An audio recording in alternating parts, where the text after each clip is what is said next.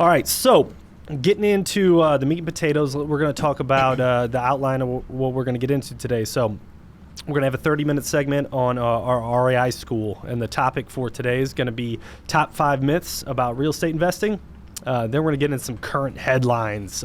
Got some wild ones today, from cyber attacks on water systems throughout the U.S. to Elon Musk ketamine usage to Gucci stock prices slumping. So super cool on the headlines. Then we're getting to some riddle me this. I read through the questions, Matt, and I'm in trouble today. I'm ready. I am in trouble. I'm ready. And then hopefully I can try to stump Sebe on some true and false. And then we got at the end, well, not even at the end, but one of our last segments is going to be a deal of the week, and it's going to kind of bring it back to the basics. Super simple, latest rental acquisition for Sam and I and our company. So going to go through that and kind of some challenges that we've had on even the basic of deals. So, yeah, love it. Transparency, baby. Yep, and then we'll end on some motivation for you guys. So if you're listening, watching, whatever you're doing, please comment. Let us know where you're at. Morgan, good to see you. Ricardo, what's up? Rick in the house. Love it. Comment any questions we'll get to. We got them right in front of us. Let us know where you're watching from, listening from, and let us know if you got any questions. So we're going to get into it. All right, first segment here on the show, guys. Real estate investing school. So top 5 myths about real estate investing. So this is not a chat GPT output. These are ones that I thought of, had a little bit of research and kind of reworded ones, but some myths that I had in my mind first getting started, and also probably very applicable to other people looking to get started as well. Yeah, for sure. You want me to hit you off with number 1? Yeah, let's awesome. hit it off with number 1. Awesome. Number 1. So you need your own money to invest in real estate. Yeah, I think this could be even generalized bigger than that. Like you need money to make money. Yeah. Right? And in a lot of the cases that is the truth. And if you have money, real estate is not a bad place to put it. Right. We're not saying that. It's still an excellent investment if you do it the right way and do it the way that we coach and teach. So We're not saying you shouldn't put your money into real estate if you have it.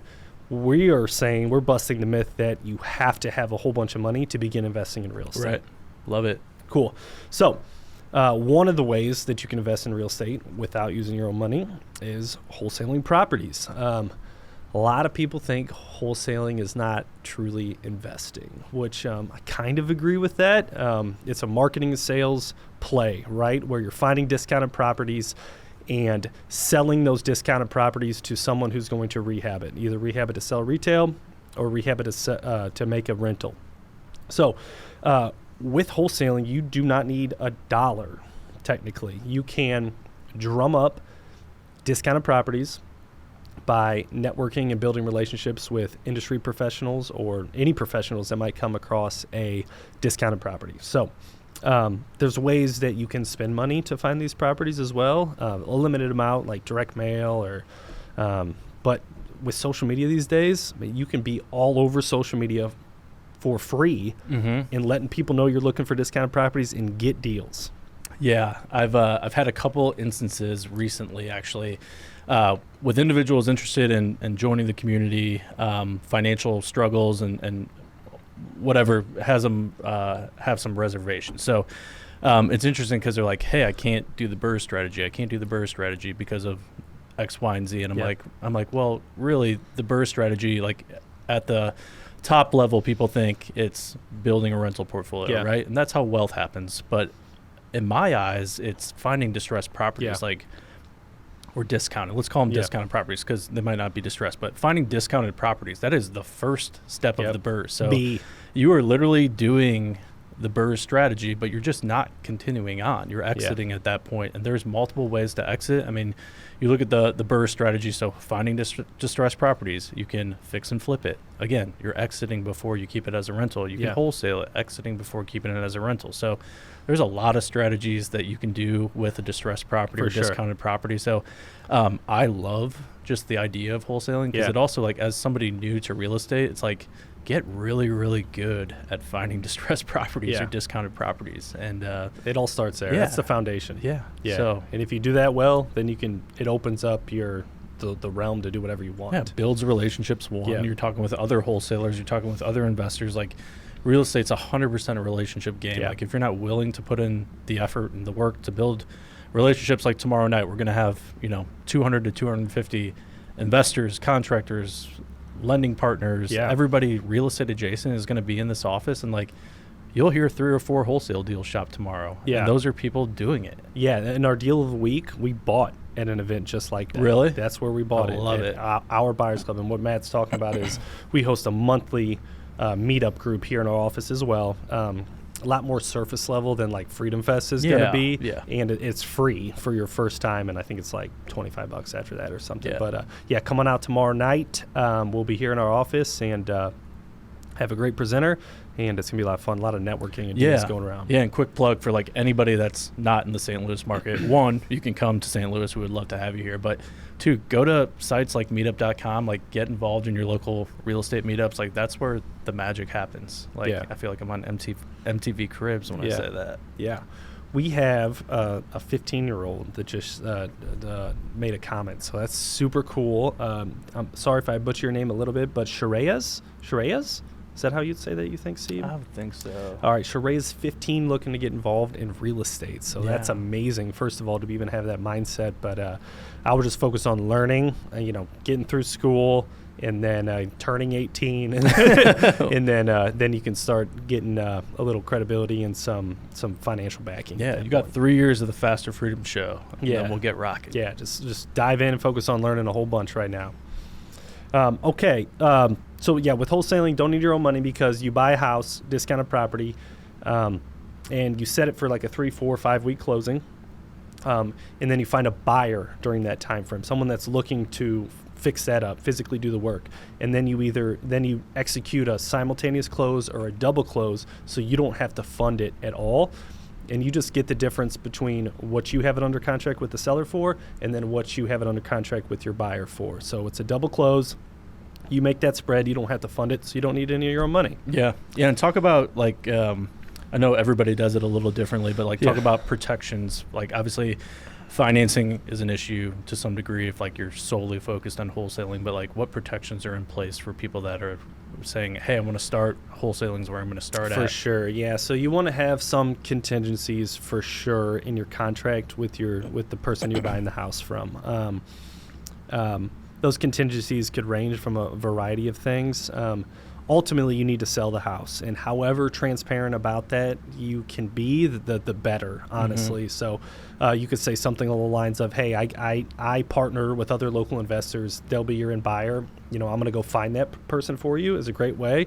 You can maybe something's physically wrong with the house, so you can put like a 2-week like a foundation inspection or something like that, and truly bring a foundation inspector in and look at that, but then also maybe bring in some buyers as well to take a look.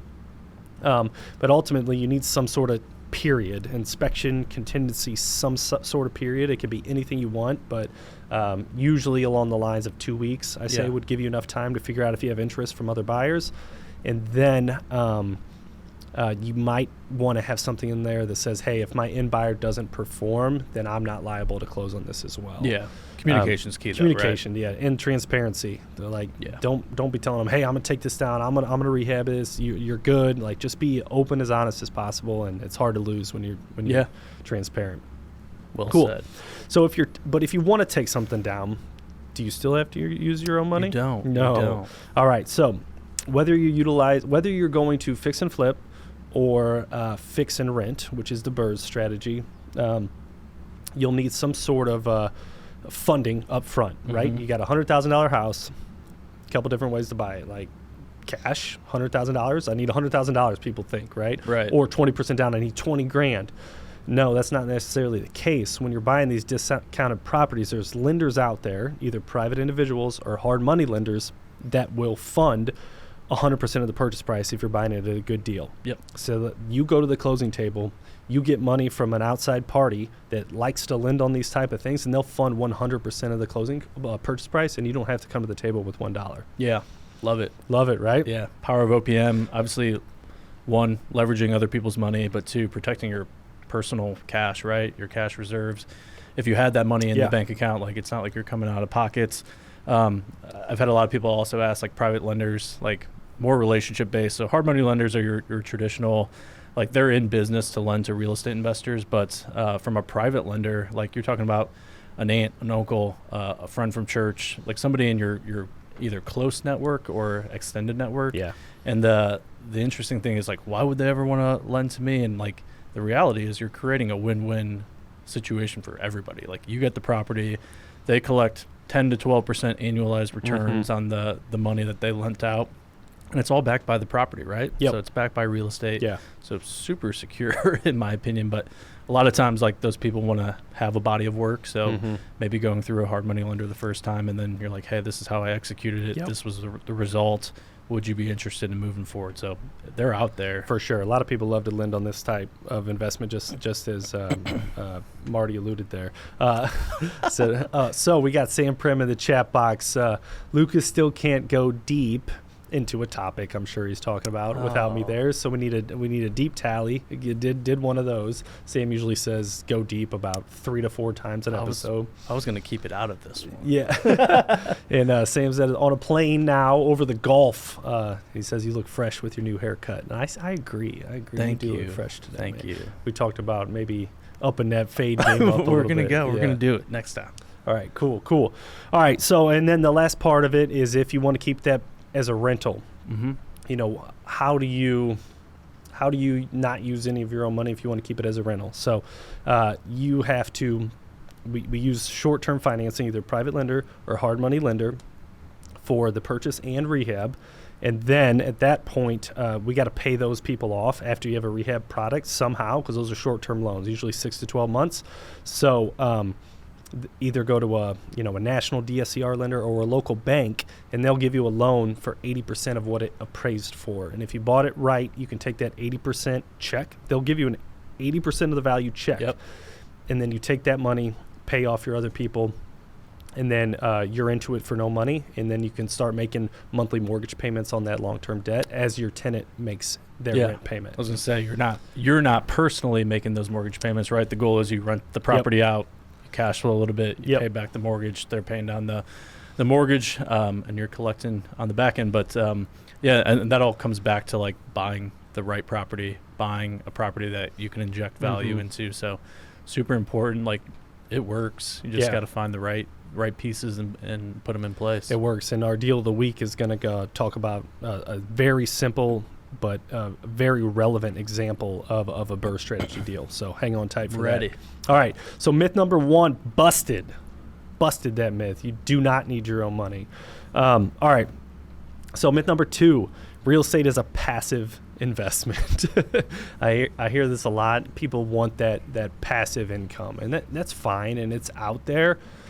In order to get truly passive income, whatever type of investment in, whether it's in real estate or the stock market or other type of investments out there, you do need some money, period, if you want it to be truly passive.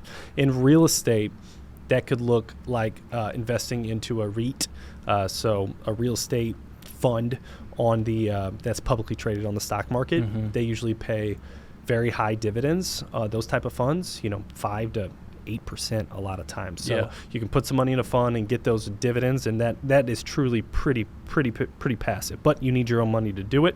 Or there's other like private real estate investments, like syndications, like Grant Cardone's company, right? Like if you want to invest into Cardone Capital, and he takes your money and goes buys an asset, and then he pays you based on the amount that you invested. So those are ways to keep it passive, but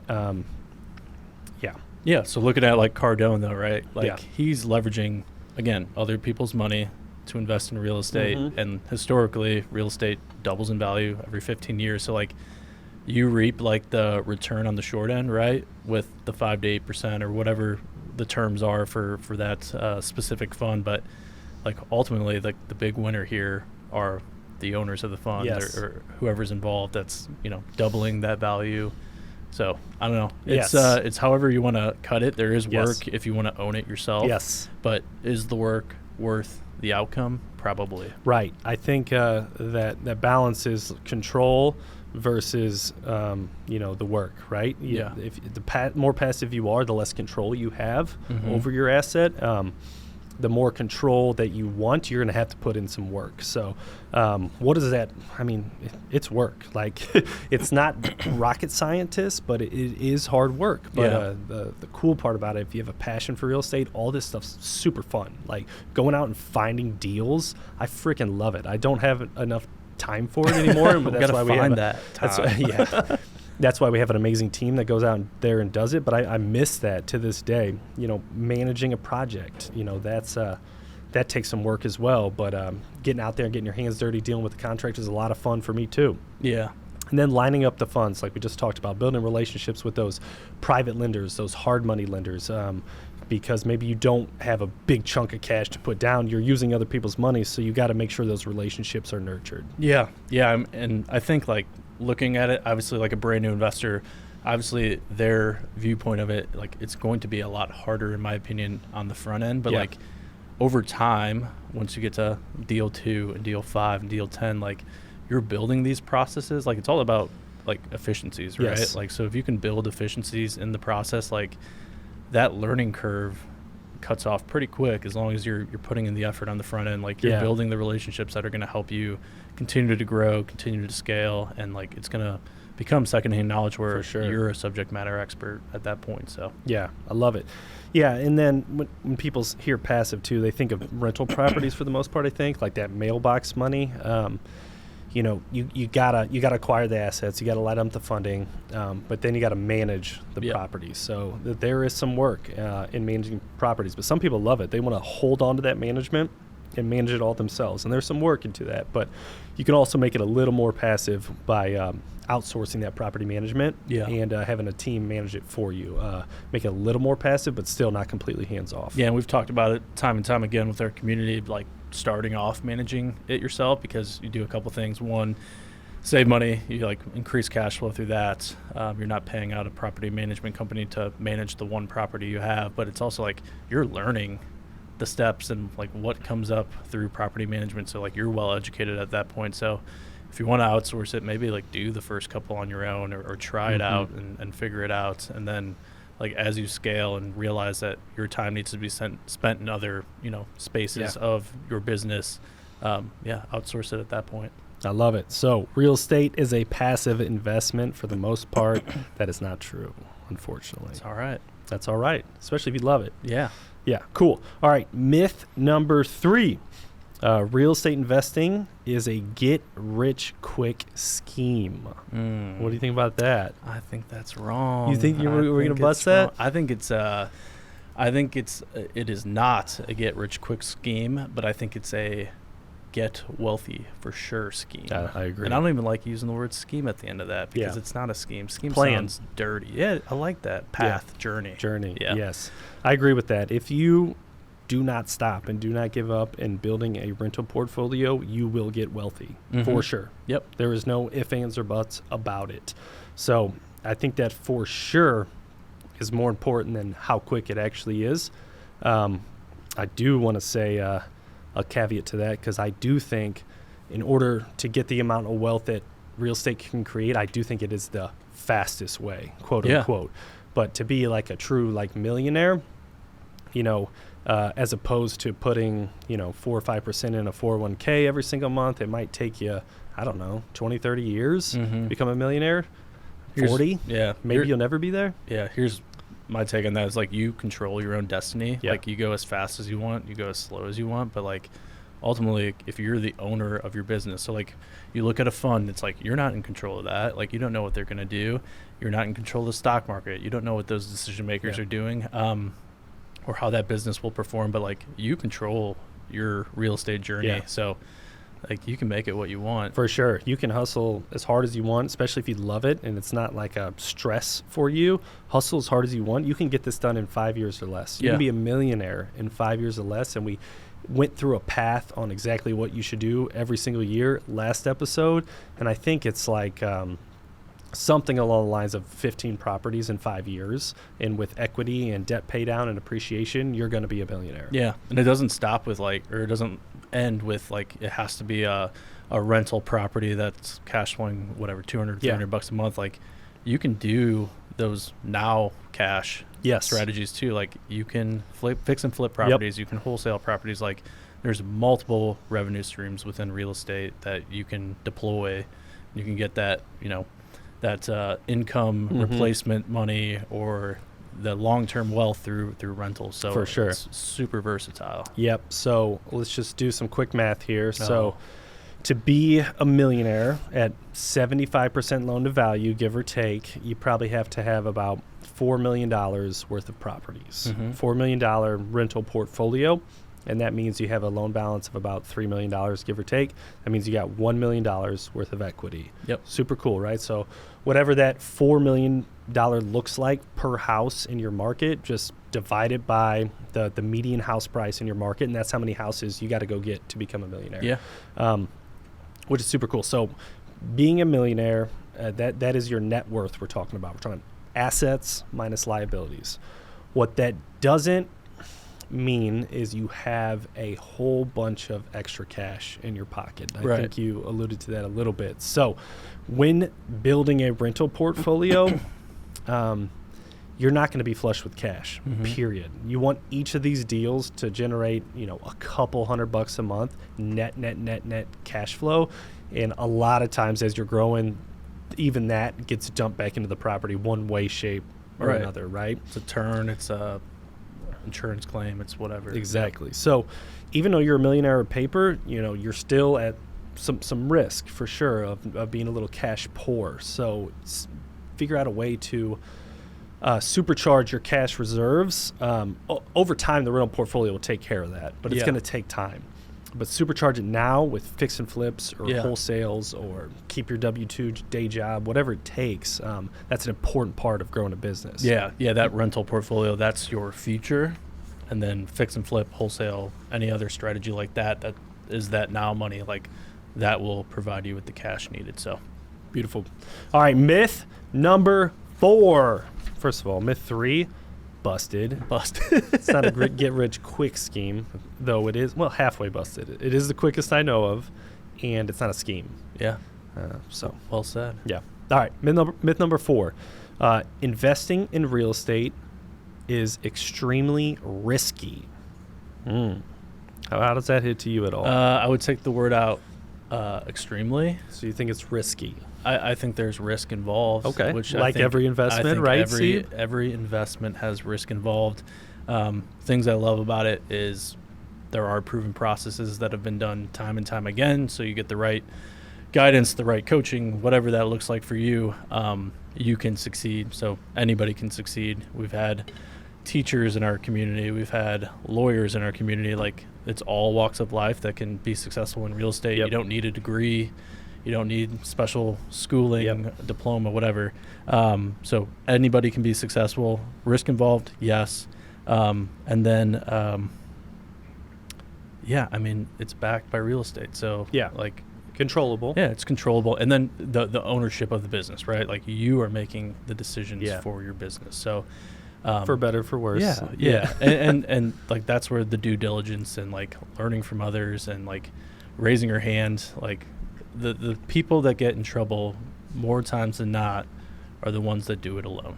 Yep. So find that real estate community, whoever that is to you, get support, and like that's where the magic happens. Yeah, I think you said it right there. Is there's a proven process on how to do this. Though it evolves over time, it's way different than when I first started. Yeah.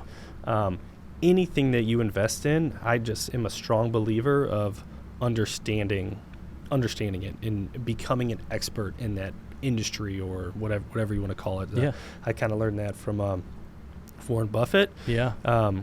There's things that could be good investments out there that he knows that, but he doesn't understand them enough to deploy a certain amount of effort or capital into it. So therefore, he doesn't make the investment, even though it could be. He'll pass on it. And that he talks about that with Apple. Like, it took him until 2016, I think, to understand the business of Apple. Yeah. And then once he understood it, he went freaking all in, and now he owns like 6% of Apple or something like that. So super crazy. And I believe that in real estate as well. I would rather be an expert at one thing, one industry, whatever it is, than diversify to all these different investing platforms that I don't know anything about. Yeah. So be an expert on something that you can control, I think, is super important, and it will help limit that risk. Yeah, and I don't think you need to learn it overnight, but it's like if you can dedicate consistent effort and time and attention to learning it and connecting with the right people, like, you will be successful. Yeah, and we talk about this all the time. You can only learn so much from consuming podcasts and reading books and going to meetups. Like, the majority of your learning is going to be from doing it. Yeah. So that is that first risk that you have to be willing to take to get the learning lessons that you need, and hopefully get an asset that you own for a long time. Yeah, for sure.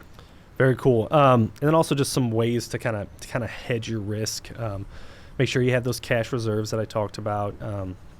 I didn't when we started. The right accounting systems. The right accounting systems, yep.